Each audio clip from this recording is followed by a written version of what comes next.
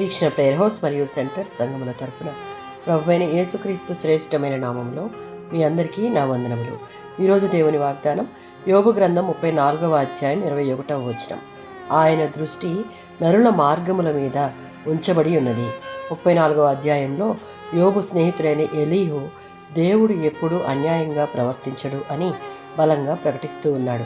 దేవుడు మనుషుల ప్రతిచర్యను గమనిస్తున్నాడు. ఆయనకు తెలియని విషయం ఏదీ లేదు. నరుల మార్గములు అనగా మానవుల యొక్క జీవన విధానం, వారి ఆలోచనలు, క్రియలు అని దేవుని దృష్టిలో ఉన్నవి అనగా ఆయన పరిశీలన చేస్తున్నాడు అని అర్థం. సామెతల గ్రంథం 5వ అధ్యాయం 21వ వచనం. మానవుని యొక్క ప్రతి మార్గము దేవుని కళ్ళ ముందు ఉన్నాయన్న భయము, భక్తి కలిగి చాలా జాగ్రత్తగా మనలను మనం ఆత్మీయంగా క్రమశిక్షణకు లోపరుచుకుని జీవించుట సాధన చేయాలి. 139వ సంకీర్తన 1-4 చరణాలలో మన హృదయంలో ఆలోచన పుట్టకముందే మన ప్రక్కనున్న వారికి తెలియకపోవచ్చు, కానీ మనలను సృష్టించిన సర్వ సృష్టికర్తకు అన్నీ తెలుసన్న విషయం గుర్తుంచుకోవాలి.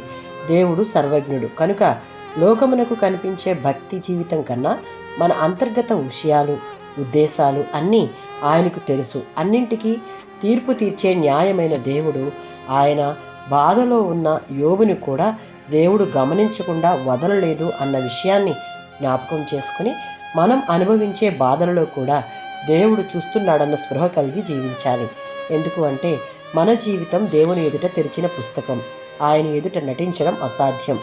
ఈ వచనం మనకి చెప్పేది ఏంటి అంటే దేవుని కనుదృష్టి నుండి ఏదీ దాగదు.